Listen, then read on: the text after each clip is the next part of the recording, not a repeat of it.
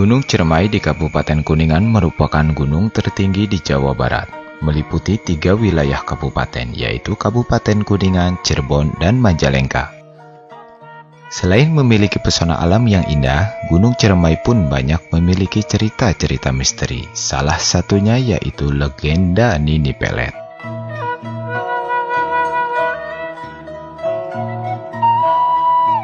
Dari cerita yang berkembang secara turun-temurun di wilayah Kuningan, Nini Pelet dulunya seorang manusia biasa yang tinggal di sekitaran Gunung Ciremai. Ia seorang perempuan yang sangat cantik, namun selain kecantikan yang ia miliki, Nini Pelet pun seorang perempuan yang menguasai ilmu kanuragan dari aliran hitam. Nini Pelet mempunyai ambisi yang sangat kuat dan watak yang keras, sehingga ia mempunyai keinginan menjadi seorang penguasa dengan menjadi istri dari para petinggi pada saat itu.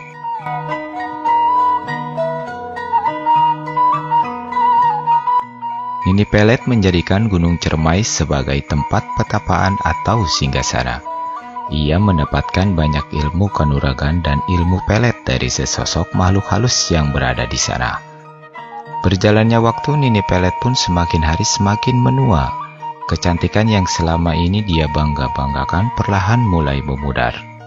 Karena ambisinya yang tidak ingin menjadi tua alias tetap awet muda, ia mencari cara untuk mewujudkan keinginannya itu. Sampai satu ketika, ia mendapatkan bisikan bahwa ia harus menyempurnakan ilmunya dengan menggabungkan dari salah satu ilmu yang terdapat dalam kitab mantra asmara. Salah satu ajian dari kitab mantra asmara yang dicari oleh Nini Pelet yaitu ajian jaran goyang. Kitab ini diciptakan oleh pendekar sakti bernama Ki Buyut Manguntapa, seorang ulama utusan dari Cirebon yang berasal dari Indramayu.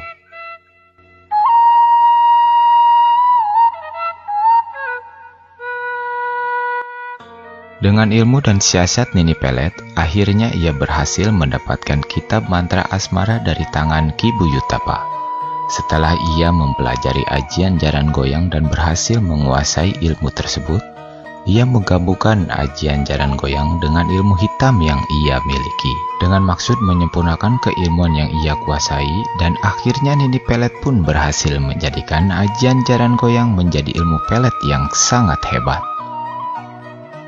Ketika itu Nini Pelet sudah terlihat sangat tua, usianya sudah lebih dari 100 tahun.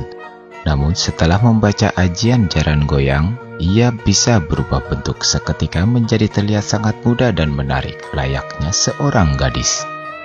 Banyak pria muda kepincut kepadanya, padahal pria-pria itu hanya sebagai tumbal kecantikannya saja. Setelah Nini Pelet puas mempermainkannya, mereka dihabisi. Nyawa para pria itu hanya sebagai tumbal atau sarana untuk membuat dirinya tetap awet muda.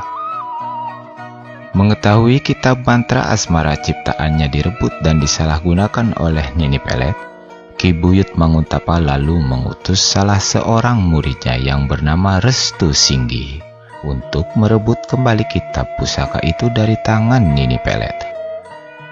Tapi sebelumnya, Restu Singgi telah dibekali banyak ilmu kanuragan dan pusaka sakti oleh Ki Buyut Manguntapa, mengingat untuk menghadapi Nini Pelet tidaklah mudah.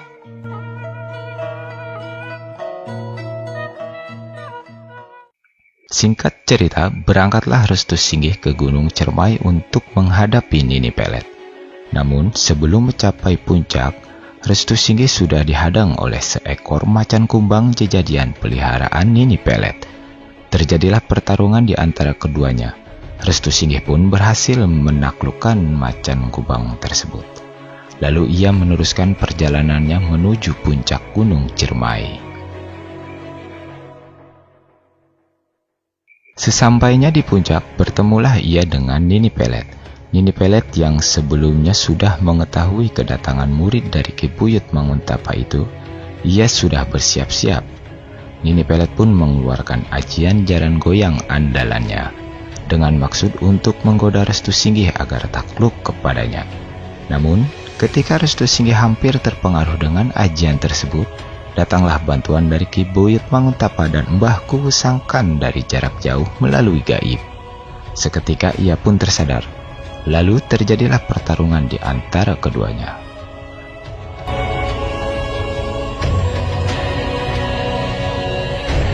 Pertempuran itu pun berlangsung sangat dahsyat. Keduanya saling mengeluarkan ilmu-ilmu kanuragan yang dimiliki. Restu Singgi kerepotan menghadapi dan mencari kelemahan dari Nini Pelet yang memiliki ilmu kanuragan yang sangat tinggi. Ia pun mulai terpojok. Restu Singgi mendapatkan bisikan dari Ki Buyut Manguntapa dan Mbah Kuusangkan tentang kelemahan yang dimiliki Nini Pelet. Cabutlah tusuk konde yang menempel di rambutnya. Kelemahan dari Nini Pelet yaitu tusuk konde yang menempel di rambutnya. Seketika Restu Singgi pun langsung menyabut tusuk konde Nini Pelet. Dan Nini Pelet pun meronta kesakitan dan tak berdaya. Ia pun kalah di tangan Restu Singgi dan akhirnya kitab mantra asmara pun berhasil direbut kembali. Namun kesaktian Nini Pelet dengan ajian jaran goyangnya tetap melekat pada dirinya. Karena itulah ilmu ajian jaran goyang akhirnya terbagi menjadi dua golongan. Golongan hitam berasal dari Nini Pelet dan golongan putih bersumber dari ajaran Ki Buyut Manguntapa. Setelah kekalahan itu, Nini Pelet memilih untuk tetap berada di Gunung Ciremai. Ia bersemayam dan menjadi salah satu penunggu kawasan Gunung Ciremai. Cerita Nini Pelet ini merupakan cerita masyarakat yang tersebar di wilayah Kuningan khususnya. Untuk kebenarannya perlu dikaji lebih mendalam. Namun hingga saat ini, banyak mitos yang mengaitkan keberadaan Nini Pelet di kawasan Gunung Ciremai. Bahkan ada beberapa dan banyak orang yang tertarik dan berminat untuk mencari dan mempelajari ilmu pelet ajian jarang goyang Nini Pelet dengan mendatangi dan bertapa di Gunung Ciremai.